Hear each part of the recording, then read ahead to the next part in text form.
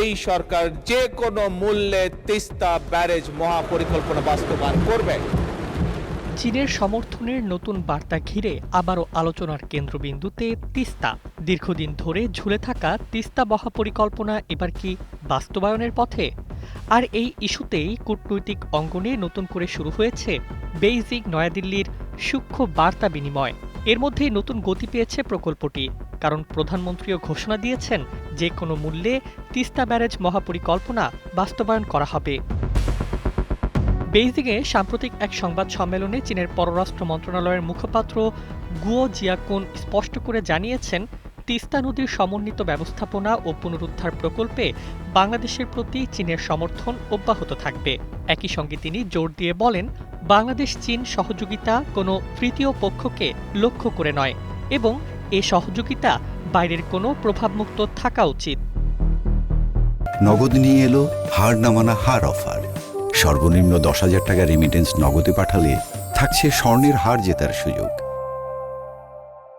এদিকে সোমবার জাতীয় সংসদে বাজেটের ওপর আলোচনায় অংশ নিয়ে প্রধানমন্ত্রী তারেক রহমান ঘোষণা দেন, দেশের উত্তরাঞ্চলের দীর্ঘদিনের পানি সংকট নিরসনে জাতীয় অগ্রাধিকার ভিত্তিতে যে কোনো মূল্যে তিস্তা ব্যারেজ মহাপরিকল্পনা বাস্তবায়ন করা হবে। তিনি বলেন, এটি শুধু একটি উন্নয়ন প্রকল্প নয়, বরং পানি নিরাপত্তা, কৃষি এবং উত্তরাঞ্চলের মানুষের জীবন জীবিকার সঙ্গে সরাসরি সম্পর্কিত একটি জাতীয় অগ্রাধিকার। বাংলাদেশের পক্ষ থেকে জানানো হয়েছে, তিস্তা প্রকল্প নিয়ে প্রথমবারের মতো বাংলাদেশ ও চীনের বিশেষজ্ঞরা যৌথভাবে একটি কারিগরি সম্ভাব্যতা সমীক্ষা পরিচালনা করবেন। সমীক্ষার ফল ইতিবাচক হলে প্রকল্প বাস্তবায়নে প্রয়োজনীয় সহযোগিতা দিতে প্রস্তুত রয়েছে বেইজিং।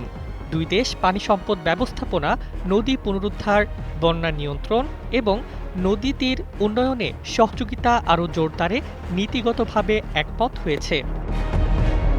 তিস্তা মহাপরিকল্পনার মূল লক্ষ্য হল নদী খনন, নদী তীর সংরক্ষণ, বন্যা নিয়ন্ত্রণ, সেচ ব্যবস্থার উন্নয়ন, নদী ভাঙন রোধ, পরিবেশ পুনরুদ্ধার এবং তিস্তা অববাহিকার মানুষের জীবনমান উন্নয়ন।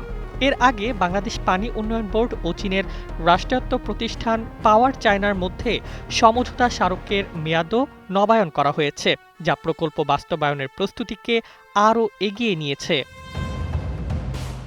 ভারত আনুষ্ঠানিকভাবে প্রকল্পের বিরোধিতা না করলেও ভারতীয় সংবাদ মাধ্যম ও বিশ্লেষকদের আলোচনায় তিস্তা ইস্যুকে কৌশলগত দৃষ্টিকোণ থেকে দেখা হচ্ছে, কারণ তিস্তা অববাহিকার একটি অংশ ভারতের উত্তর পূর্বাঞ্চল ও শিলিগুড়ি করিডোরের কাছাকাছি হওয়ায় সেখানে চীনের অবকাঠামোগত উপস্থিতি নয়াদিল্লির জন্য সংবেদনশীল বলে বিবেচিত হচ্ছে। ফলে ভারত পরিস্থিতি নিবিড়ভাবে পর্যবেক্ষণ করছে। বিশ্লেষকদের মতে, তিস্তা এখন আর শুধু একটি নদী উন্নয়ন প্রকল্প নয়, এটি দক্ষিণ এশিয়ার ভূরাজনীতিরও গুরুত্বপূর্ণ ইস্যু। একদিকে চীনের প্রকাশ্য সমর্থন, অন্যদিকে বাংলাদেশের প্রধানমন্ত্রীর যে কোনো মূল্যে বাস্তবায়ন ঘোষণায় প্রকল্পটি নতুন গতি পেয়েছে। এখন সবার নজর যৌথ সম্ভাব্যতা সমীক্ষা ও বাস্তবায়নের পরবর্তী ধাপের দিকে। News desk, 21 television.